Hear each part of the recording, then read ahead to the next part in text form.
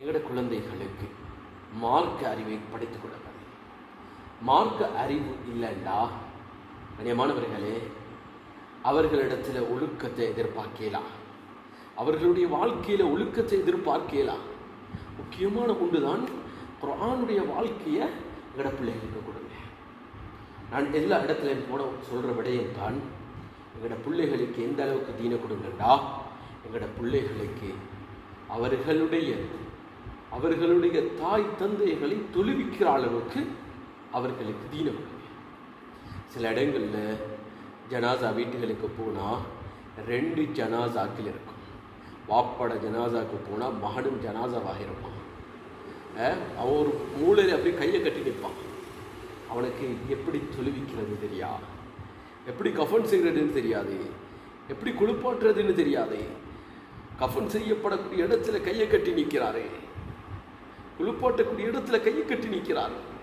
தீனை கொடுத்துருக்கிறோமா? கண்ணியமானவர்களே, இந்த உலகத்தில் ஒரு மனிதன் விட்டுட்டு போகிற ஆகப்பெரிய செல்வம் எது தெரியுமா? வலதும் சாலிஹும் யதுலா, துஆ கேட்கக்கூடிய குழந்தை இந்த உலகத்தில் விட்டுட்டு போகணும். அதை விட பெரிய பாக்கியம் ஒன்றுமில்லை இந்த உலகத்தில். கண்ணியமானவர்களே, நபி ஸல்லல்லாஹு அலைஹி வஸல்லம் அவர்கள் ஹதீஸில் சொல்லி காட்டினார்கள், இந்த உலகத்தை விட்டு மனிதன் மௌத்தாகிறானா, மௌத்தாகினோடனே அவனுடைய அமல் எல்லாம் துண்டிக்கப்பட்டு விடும். எல்லா அமலும் இல்லை, எல்லா அமலும் முடிச்சு 3 விடயத்தை தவிர சொன்னார்கள். முதலாவது சதகா ஜாரியா. சதகா ஜாரியா கண்ணியமானவர்களே, வாழ்க்கையில் நாங்கள் கட்டாயமாக எடுத்துக்கொள்ள வேண்டிய ஒரு முக்கியமான ஒரு விடயம் தான் சதகா ஜாரியா.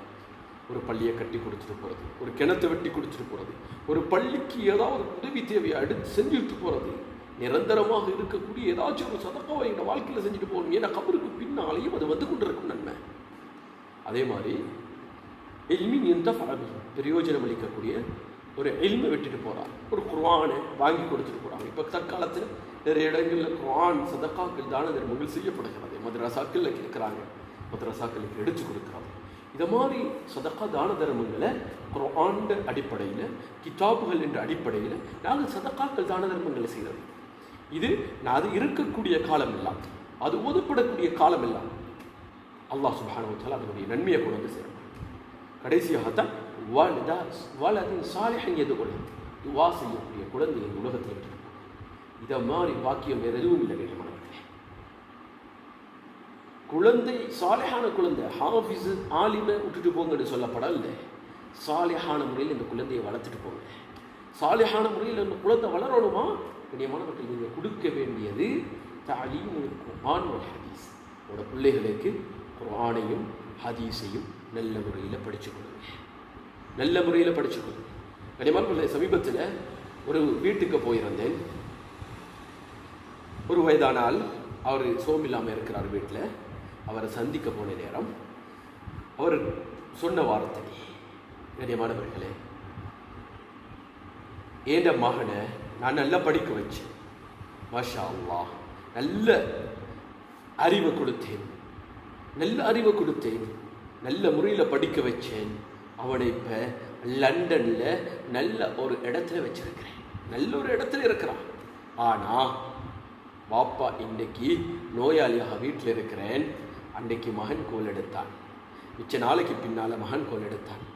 ஹஸரத், கோல் எடுத்த மகன், வாப்பா நீங்கள் சுகமாக இருக்கிறீங்களான்னு ஒரு வார்த்தை கேட்கல. வாப்பா நீங்கள் சுகமாக இருக்கிறீங்களான்னு ஒரு வார்த்தை கேட்கல. என்ன சொன்னான்? கண்ணியமானவர்களே, எனக்கு இப்படி ஒரு தேவை இருக்குது, இந்த தேவையை நீங்கள் முடிச்சு தாரீங்களா கேட்டுட்டு ஃபோனை வைக்கிறான். கண்ணியமானவர்களே, அந்த நேரம் அவர் சொல்கிறாரு, ஹஸரத், நான் எல்லாம் கொடுத்தேன், என் மகனுக்கு எல்லாம் கொடுத்துருக்கிறேன், ஆனால் மார்க்கத்தை கொடுக்க மறந்துட்டேன். கண்ணியமானவர்களே, நாங்கள் மார்க்கத்தை கொடுக்கலண்டா, குர்ஆன் ஹதீஸ் எங்களோட பிள்ளைகளுக்கு நாங்கள் படித்து கொடுக்கலண்டா, கடைசி நேரம் எங்களோட பிள்ளைகள் எங்களை பார்ப்பாங்க. ஆனால் நாங்கள் குர்ஆன் ஹதீஸை படித்து கொடுத்தா எப்படி பார்ப்பாங்களோ அந்த முறையில் பார்க்க மாட்டாங்க. வீட்டில் சொல்லுவாங்க, நான் பிள்ளைய பாப்பாவை பார்க்குறேன், ஆனால் பாப்பாவை பார்க்கறது வேலைக்காரியும். கண்ணியமானவர்களை சிந்திச்சு பாருங்க. நீங்கள் சின்ன காலத்தில் பிறந்த நேரம் உங்களை வாப்பாவும் உம்மாவும் ஒரு பிள்ளைய அப்படியே என்னை புள்ள பிறந்துருச்சு, இவனை வளர்க்க இயலாது, அதனால் நாங்கள் ஒரு வேலைக்காரனை எடுத்து வளர்க்க கொடுப்போம் அப்படின்னு கொடுத்துருக்கிறாங்களா? ஆனால் பிள்ளைகள் அப்படித்தான் பார்க்கணும்.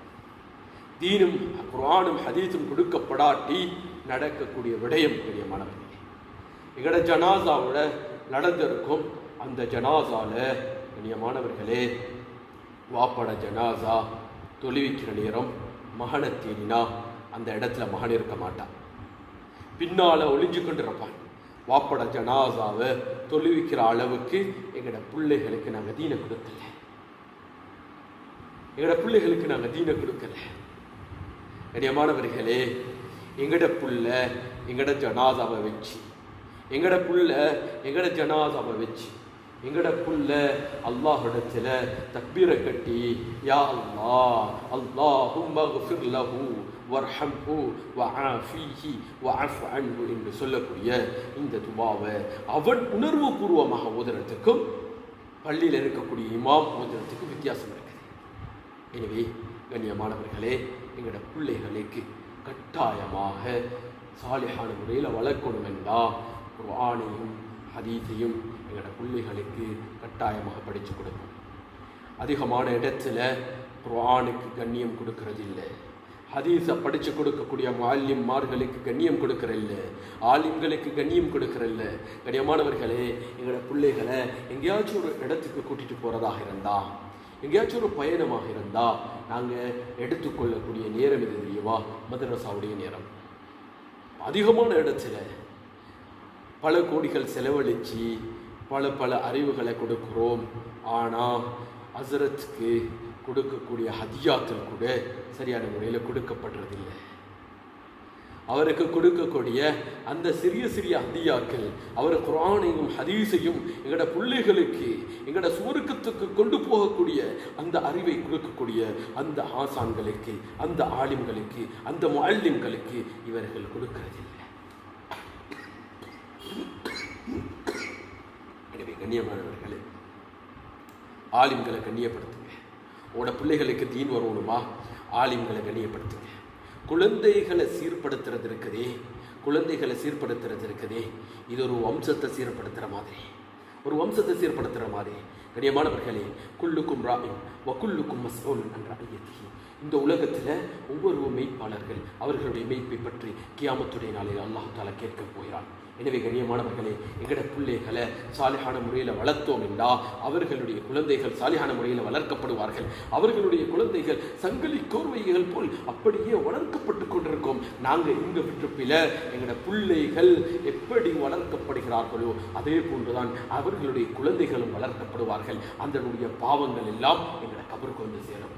மரவர்களை ஹதீஸில் நாங்கள் வெளிரங்கத்தை மட்டும் பார்க்குறோம், அதனுடைய மறுபக்கத்தை பார்க்குறதில்ல. ஒரு பக்கத்தை மட்டும் பார்க்குறோம். வடத்தின் சாலிஹன் யதுஉல்லா, துவா செய்யக்கூடிய குழந்தையை விட்டுட்டு போனால் எப்படி அவருக்கு நன்மைகள் போய் சேருமோ அதே மாதிரி இந்த உலகத்தில் ஒரு மனிதன் ஃபாசிதான ஒரு குழந்தையை விட்டுட்டு போகிறான், ஆக மோசமான குடிப்பழக்கத்தில் இருக்கக்கூடிய ஒரு மோசமான ஒரு குழந்தையை விட்டுட்டு போகிறான் என்றா கண்ணியமானவர்களே, அந்த குழந்தை அவன் இருக்கும் காலம் எல்லாம் அவன் செய்யக்கூடிய பாவங்கள், அவனுடைய குழந்தை அவன் அழகான முறையில் வளர்க்கல் என்றா அவர்கள் செய்யக்கூடிய பாவங்கள் சங்கிலி கோர்வை போல எங்களோட பிள்ளைகளுடைய பாவங்களை கூட நாங்கள் கபரில் சுமக்க வேண்டியிருக்கிறது. எனவே கண்ணியமானவர்களே, எங்களோட குழந்தைகளுக்கு கட்டாயமாக இந்த 4வது சொல்லப்பட்ட அந்த தலீமுல் குர்ஆன் வல் ஹதீஸை நாங்கள் கட்டாயமாக படித்துக் கொடுப்போம். 5வது விடயம் கண்ணியமானவர்களே, எங்களோட பிள்ளைகளுக்கு முஹப்பத், அன்பு நாங்கள் கொடுப்போம், நேசத்தை கொடுப்போம். எந்த